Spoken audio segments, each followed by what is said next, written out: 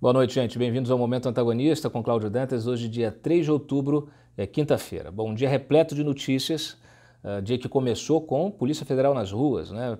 Polícia Federal aí junto com o Ministério Público em São Paulo fizeram uma busca e apreensão na sede do BTG. O objetivo é reunir provas, né, documentos que corroborem a versão do Palocci de que o BTG teria se beneficiado com informações privilegiadas do Banco Central. Vocês vão lembrar que em agosto tivemos inclusive uma outra operação contra o André Esteves, BTG, e também publicamos trechos da delação do Palocci. Num dos anexos da sua delação, o Palocci ele conta, primeiro ele conta um episódio ocorrido antes da eleição da Dilma Rousseff, episódio em que o Lula, segundo ele, numa conversa, eu separei aqui para vocês, olha, numa reunião noturna na piscina do Palácio da Alvorada, com a presença do Guido Mantega e do José Carlos Bunlai e do próprio Palocci, o Lula pediu ajuda do ex-ministro para convencer Henrique Meirelles a pedir demissão do Banco Central. Isso aconteceu antes da eleição. A ideia, segundo o Palocci, era que Guido Mantega, o Guido Mantega expôs a ideia de se utilizar informações do Banco Central no mercado financeiro. Segundo ele, o Guido havia sido escolhido o banqueiro André Esteves, dado sua proximidade com o governo, para operar com as informações privilegiadas do Banco Central. Palocci contou que contatou Meirelles sem informá-lo das reais intenções do PT, que o PT tinha, ao retirar da presidência do Banco Central. E ainda, segundo ele, Lula depois mudou de ideia sobre a demissão sem esclarecer o motivo. O que aconteceu depois? A Dilma acabou sendo eleita, mas a ideia não foi abandonada. Então o Palocci conta que em 2011 o Mantega teria informado o Esteves sobre a virada da Selic, em agosto de 2011. Então vocês veem, a gente publicou isso em agosto, do agosto passado, dia 26, e ele conta justamente assim, olha, em pelo menos um episódio, o André Esteves teria se beneficiado dessas informações privilegiadas. Por volta de agosto de 2011, Alexandre Tombini, então presidente do Banco Central, informou a Dilma Rousseff que, abre aspas, contrariando a posição que vinha tendo de aumentar a taxa de juros da Selic, iria diminuí-la, fecha aspas. Tombini explicou que a alteração no curso da taxa de juros era necessária por causa da volta da crise na Europa e do consequente resfriamento da atividade econômica que viria a atingir todos os países, inclusive o Brasil. Palocci contou à PF que soube que Guido Mantega passou tais informações a André Esteves, o qual operou no mercado com informação privilegiada. O ex-ministro não soube dizer se Tombini participou do episódio ilícito. Disse acreditar que Esteves buscava enriquecimento pessoal e também as contas do PT. Palocci disse ainda que recebeu reclamações de outros personagens do mercado, além de outros clientes da sua consultoria, acreditava que o colaborador havia passado informação privilegiada a André Esteves e não havia compartilhado com eles. É bem característico. O que acontece aqui? Tem um fundo, o Palocci deu o nome do fundo, Bintang, é um fundo que seria administrado pelo BTG, mas gerido teria até inclusive como um cotista único, um operador de mercado, que inclusive nós identificamos, em função até de matérias que saíram na ocasião,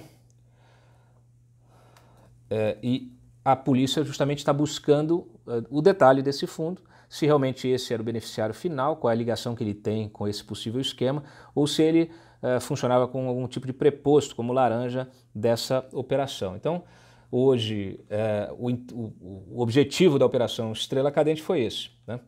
Então, estão sendo investigados os crimes de corrupção passiva, ativa, informação privilegiada, lavagem e ocultação de ativos. Na decisão ali que autorizou essa operação, a Polícia Federal divulgou, está em sigilo, mas divulgou um trecho, alegando que o BTG teria obtido lucros extraordinários de dezenas de milhões de reais com essa operação. Tá? Na sequência, as ações do BTG despencaram no mercado, obviamente. Aí a gente lembrou aqui que o Palocci já tinha detalhado, e inclusive falando do papel do Guido Mantega nisso. Bom, aqui ó, gestor de fundo investigado na Estrela Cadente, que é o nome da operação, era um célebre desconhecido. Bom, sim, nesse Bintang, né, esse fundo de investimento, ele chamou atenção, obviamente, até porque, como eu disse antes, né, o Palocci disse isso na sua delação premiada, eu acabei de relatar. Outros agentes do mercado que não ganharam nada acabaram vazando, né, essa informação. O Valor Econômico publicou uma matéria lá em 2012 sobre isso, justamente porque esse fundo Bintang começou a ter uma performance absolutamente incrível, né? E todo mundo operava só com juros e todo mundo ficou boquiaberto com o que estava acontecendo, né? Começaram a duvidar justamente da competência da gestão do gestor desse fundo. O fundo pertencia a Marcelo Augusto Lustosa de Souza, já trabalhava há 3 décadas, havia 3 décadas no mercado financeiro. Ele falou com o Valor, mas o próprio Valor disse que ele era, apesar de trabalhar muito tempo no mercado, ninguém o conhecia. Então a gente brincou que era um célebre desconhecido. O fundo começou a operar, curiosamente, em agosto de 2010, né, com um patrimônio de 4 milhões de reais. Coincide justamente com o início daquelas ideias lá do Lula, né, de usar o negócio. Em 2 anos depois já acumulava 50 milhões, mas isso explodiu. A gente tem aqui até um gráfico que eu tinha separado aqui, mostrando um crescimento acima de 400.000%, né, desde a inauguração do fundo, que depois fechou em 2013. Operou pouco tempo, então. Na verdade, operou aqui 3 anos com um ganho aí de 400.000%, né, um negócio absurdo. Então tá aí, a polícia agora está atrás. O BTG deixou claro o seguinte: com relação ao fundo Bintang, o papel do BTG é apenas o de administrador. O gestor é pessoa física, credenciado junto à CVM, e nunca foi funcionário do BTG ou teve qualquer vínculo profissional com o banco. Essa foi a resposta dada ao Valor lá em 2012. E é a mesma que foi dada pelo banco hoje, em função dessa operação. Bom, se tiver alguma coisa errada, a polícia vai descobrir em breve, muito em breve. Então vamos aguardar os desdobramentos. Curiosamente, nós tivemos hoje também uma decisão do Celso de Mello que suspendeu parte da investigação do André Esteves na Lava Jato, em relação justamente à operação de agosto, né, a Pentite. Então o Celso de Mello, a pedido da defesa do André Esteves, determinou à juíza Gabriela Hatz que separasse e suspendesse a análise de parte do material apreendido em agosto lá na sede do BTG. A defesa do banqueiro quer anular a busca realizada no banco pela Lava Jato, alegando que a decisão teria partido da Justiça Federal de Brasília, onde deveria ter partido da Justiça Federal de Brasília, onde tramita a investigação, e não de Curitiba. Ao ordenar o acautelamento do material, Celso de Mello impede que ele seja analisado pela Polícia Federal e seja usado pelo Ministério Público, no Paraná. Em ofício ao ministro, a Gabriela Hatz esclareceu que a busca sobre André Esteves foi motivada por suspeitas que, em conluio com Maria das Graças Foster, o BTG tenha comprado da Petrobras blocos de petróleo na África, mediante direcionamento do processo competitivo. Em troca, a ex-presidente da estatal ganharia controle sobre a Sete Brasil. De fato, a investigação, porque o que acontece? O pessoal fala assim, se não tem relação com o Petrolão, a Lava Jato de Curitiba não tem competência sobre isso. Ok, tá certo. Mas nesse caso aqui, o que a Hatz ela alega é justamente que a investigação ela tinha como alvo a questão dos blocos, né, da Petrobras que o BTG comprou lá na África. Também num esquema aí envolvendo a questão da Sete Brasil. Então, justificaria essa busca e apreensão. A questão é que, obviamente, que o que foi coletado que não tenha relação com o Petrolão, com a investigação do Petrolão, vamos dizer que tenha relação com essa questão, por exemplo, que está sendo investigada em São Paulo. Então, esse material pode ser enviado para São Paulo. Então, essa é uma questão que o Celso de Mello vai precisar resolver. Óbvio que a defesa quer descartar, quer anular esse material que foi apreendido, mas aí não é possível, né, você descartar esse material. É um material importante e que ele precisa ser utilizado para subsidiar outras investigações, até porque a delação do Palocci abriu uma série de frentes diferentes de investigação. Algumas delas estão em Brasília, outras foram para São Paulo e outras estão em Curitiba. Bom, tivemos hoje o lançamento da campanha publicitária, né, do pacote anticrime do Sérgio Moro, como uma forma de pressionar o Congresso também, reunir apoio popular e pressionar o Congresso a não matar o pacote anticrime. Então teve o lançamento do pacote junto com o Bolsonaro, Sérgio Moro Bolsonaro, mas aí partidos de oposição já foram ao TCU contra a campanha.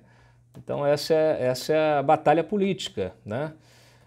Nós estamos fazendo aqui um levantamento para apresentar para vocês, provavelmente amanhã a gente já publica isso na parte da manhã, mostrando justamente o que já conseguiu, o que está avançando na questão do pacote anticrime, né, o que já foi derrubado, o que ainda pode ser alcançado, né? Então fizemos um detalhamento disso para que vocês tenham a exata noção de como está, né, do estado geral do pacote anticrime e das decisões. Inclusive, tem num dos aspectos do pacote anticrime a questão da condenação em segunda instância, que será alvo também de avaliação do STF, provavelmente na semana que vem.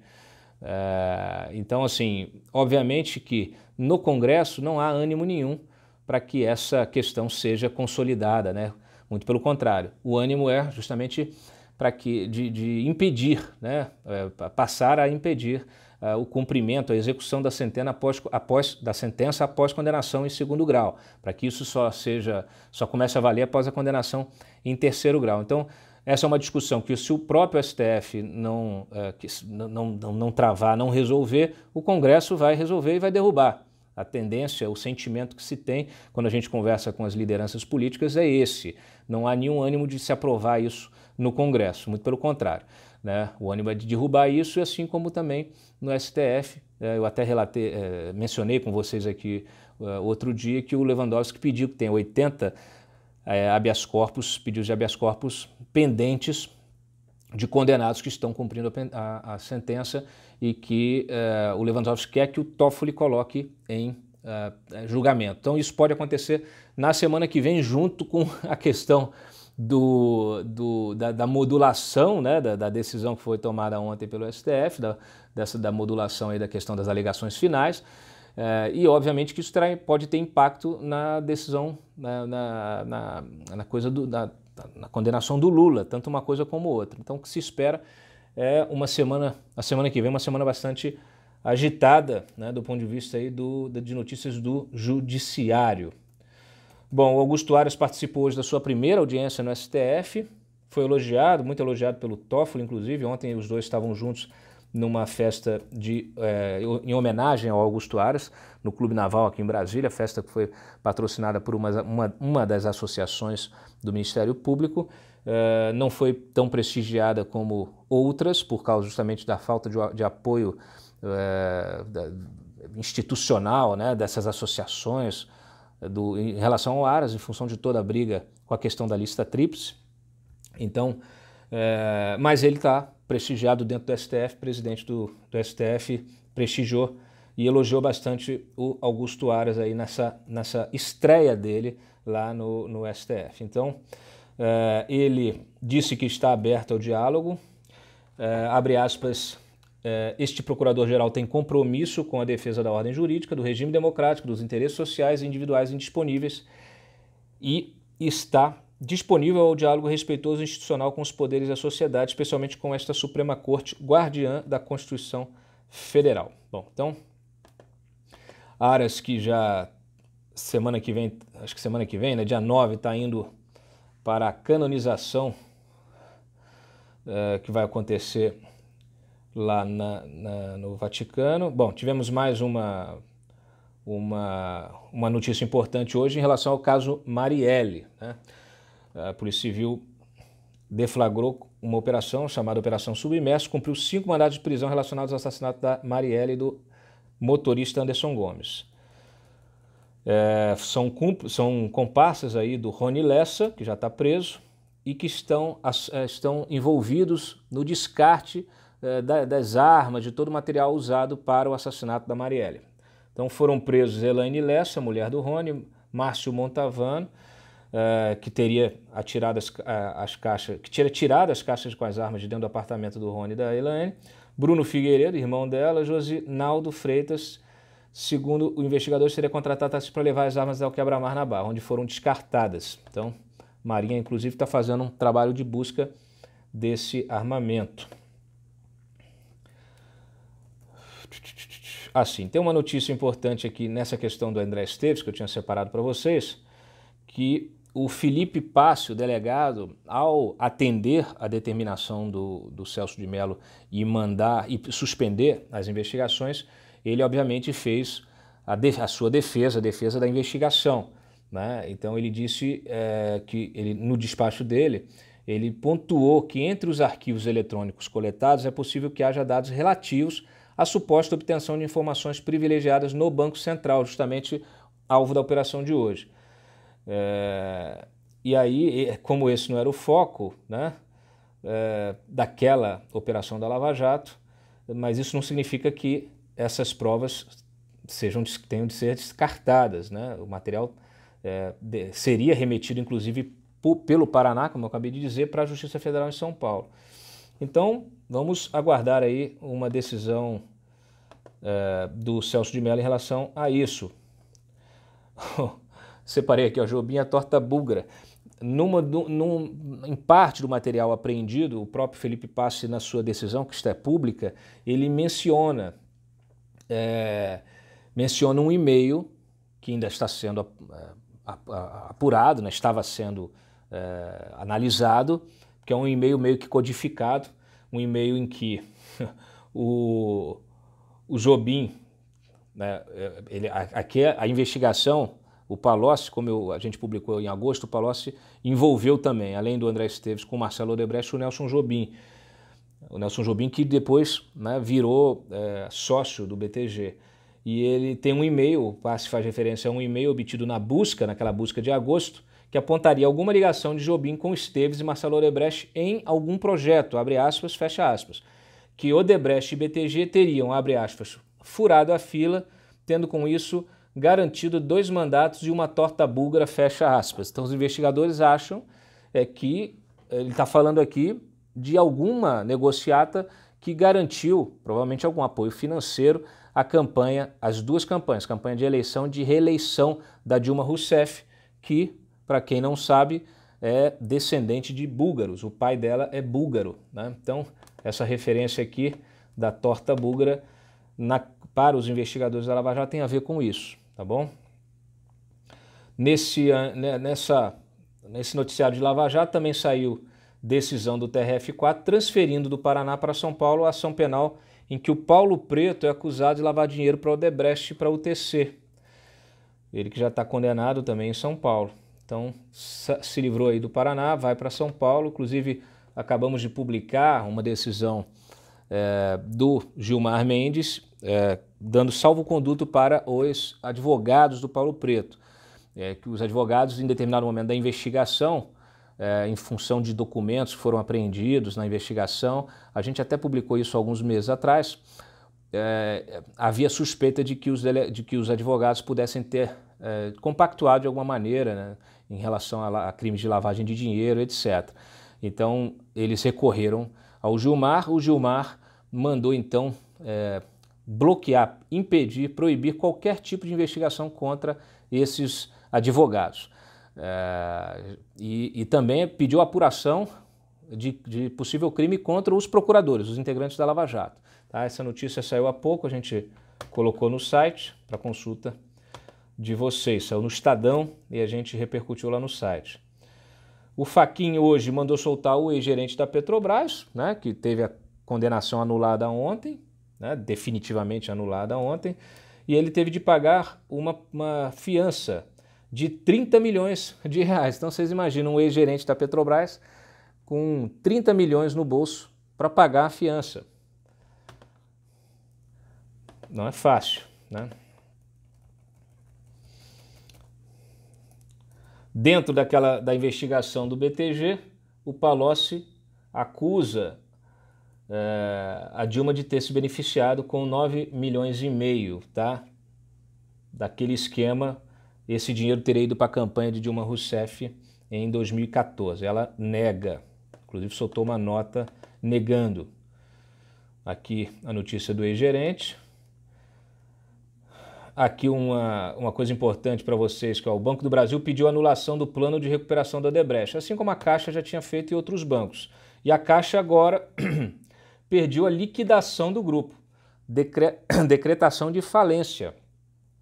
A Caixa quer, que é uma das principais credoras da Odebrecht, não concordou com o plano de recuperação da Odebrecht, então pediu à Justiça a decretação da falência. O Banco do Brasil, ela já tinha feito a mesma coisa que o Banco do Brasil fez hoje, então, provavelmente o Banco do Brasil fará a mesma coisa adiante. Então, são os principais credores, BNDES também, então realmente isso vai dar um impacto aí, vamos ver o que acontece. Essa notícia aqui, inclusive notícia do Jota, né? Eles fizeram um levantamento e mostraram que o Rodrigo Janot não estava no STF no dia que ele disse que estava e que teria entrado armado para matar o Gilmar. Ele estava em Minas Gerais. Então, isso está gerando uma inconsistência no relato do Janot, que já era uma coisa absurda, né? Toda essa história aí de querer matar e tal, isso tudo já era um absurdo. Já tinha toda uma polêmica envolvida e suspeita de que ele tinha falado isso por causa da venda do livro dele. Agora, com essa história de que ele não estava no lugar que ele disse que estava, bom, gente, se ele queria vender livro, eu acho que acabou, né? Acho que ninguém vai ter interesse nenhum. Aliás, eu tenho visto aí vários petistas se aproveitando de vários relatos do Rodrigo Janot desse livro para tentar politizar mais ainda a discussão, né? Falando que a Lava Jato perseguiu Lula, etc. e tal.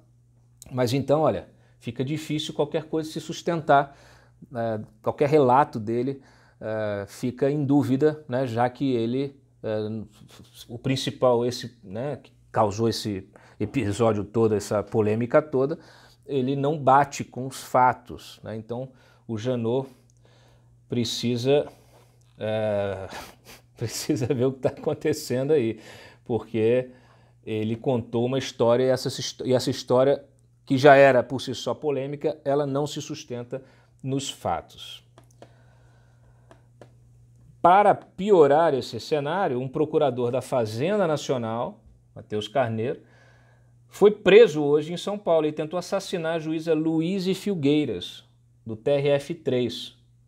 Notícia do Consultor Jurídico. Olha, gente, isso tudo é uma maluquice. As pessoas estão perdendo o senso, partindo para a violência, umas matando as outras. Quer dizer, um negócio assim que tentando matar, é um negócio que tem que parar mesmo, né? Até o presidente da AJUF falou, olha, precisa dar um basta nisso. Uma coisa é a crítica construtiva em relação ao processo, em relação ao que está sendo feito, né? Não concordo com isso, etc. Agora, partir para esse tipo de maluquice, de violência, isso aqui não se justifica, muito pelo contrário. Isso aqui só justifica medidas de força do outro lado. Então é preciso ter muita calma, muito pé no chão, na hora até da crítica, tá? Então, assim, a democracia é feita da participação social, da crítica, do embate de ideias, né? Mas isso tem que ser feito dentro das regras democráticas. Eu sei que muita gente fica desesperada, mas nada justifica a violência, porque a violência, ela simplesmente acaba com qualquer... Você podia até ter alguma razão. Esse tipo de ação aqui, claro que isso aqui provavelmente deve ser um doido. Agora, se ele estava com algum problema psíquico, né, que tivesse um apoio. Agora, esse tipo de coisa, ele disse que inclusive fez isso em função do Janot, né? Então isso já retroalimenta esse debate, que é um debate ruim. Por quê? Porque a violência só gera violência, a gente não pode entrar nessa dinâmica, não quando a gente está tratando de instituições e de agentes públicos, né? Porque isso só vai piorar o ambiente para que haja um debate construtivo. Então, assim, todo mundo quer construir um país melhor, uma sociedade melhor. Então é preciso ter muita calma e respeitar a lei. É preciso respeitar a lei, né? De que adianta o cara vai lá e mata outro? Isso aqui não se justifica. Então, gente, olha, realmente basta, vamos parar com esse negócio e vamos partir para um debate construtivo com aprofundamento de ideias e usando os recursos legais, né? Então, se não concorda, recorre, né? Temos várias instâncias judiciais, faça um protesto, uma manifestação, né? Tem várias formas, né, de se fazer isso na sociedade. Então, enfim, é muito grave isso que está acontecendo, tá? Não é preciso que as pessoas que têm responsabilidade nesse processo, liderando esse processo, elas realmente tentem, aí sim, pacificar, né? Tentem melhorar o nível do debate para tentar pacificar, tentar evitar realmente que se jogue gasolina num incêndio, né? Então, é muito importante responsabilidade e serenidade num momento desse para que isso não descambe para algo pior, tá? Então, fica aí o recado. Eu volto amanhã em mais um Momento Antagonista com Cláudio Dantas. Agradeço sempre a audiência. Curtam e compartilhem o vídeo. Um abraço.